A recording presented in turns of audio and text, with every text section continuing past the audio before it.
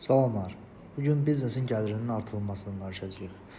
İlk öncə psixoloji yanaşmadan başlayaq. Bir çox zaman mən bilirəm düşüncəsi sizin işinizi ləngidir. Çünki sizin işiniz bilmək deyil, qazanmaqdır. Və qazanmaq üçün vaxtında düzgün hərəkət etmək lazımdır.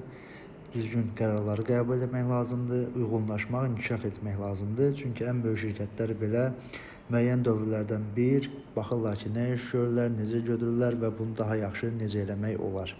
İkinci keçək analitik yanaşmaya.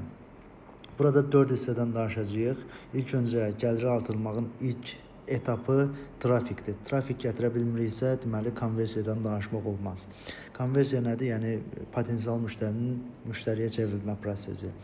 Trafiklərimizdə nə problem ola bilər? Effektsiz reklam və reklam mesajlarında olan problemlər. Yəni müştəri reklama baxdıqdan sonra nə edəcəyini bilmir və yaxud da ki, onun üçün heç bir dəyər daşımır. Digər kanalları yoxlamaq lazımdır, müxtəlif variantları yoxlamaq lazımdır və bura dayanmaq olmaz və bura maksimum dərəcədə az pul xərcləmək də lazımdır.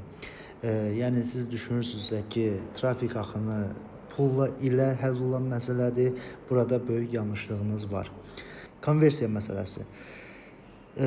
Gələn şəxslər niyə almırlar? Qiymət dəyər balansı aydın deyil. Etibar yoxdur, proses çətindir. Yəni müştəri istədiyi məlumatı doğru şəkildə ala bilmir. Satış əməkdaşının problemidir. Etibar yoxdur. Burada bir çox faktorlar ola bilər. Yazışmadan tutmuş sizin təklifiniz və etməli olduğunuz bəzi şeylər var ki, bəlkə də onları eləmirsiniz. Qiymət dəyər balansı aydın deyil. Yəni siz tam aydın izah edə bilmirsiniz ki, bunun qiyməti niyə görə budur. Çox vaxt müştəri bunu sizə demir, sadəcə çıxıb gedir. Burada 100 nəfərdən neçə nəfərə satırıq, niyə sata bilirik, bu hissələrə fikir vermək lazımdır. Orta check və yaxud da ki, average order value, yəni müştəri nə qədər xərcləyir, daha doğru desək, paketləşmədə dəyişiklik ola bilər, upsell, cross-sell bəlkə də yoxdur sizdə. Müştəriyə növbəti addım göstərilmir. Yəni daha sonra nələr ala bilər sizdən, necə istifadə edə bilər sizdən, sizin şirkətinizin məhsullarından, başqa nələr verirsiniz, bu haqda informasiyası yoxdur.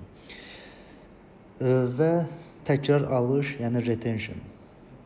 Hər hansı bir şəxsin məhsul satılır, heç bir databazada yoxdur, bu adamla heç bir kommunikasiya heç vaxt olmayacaq, nə vaxt ki o adam yenidən nə vaxtsa siz onun yadına düşənə qədər.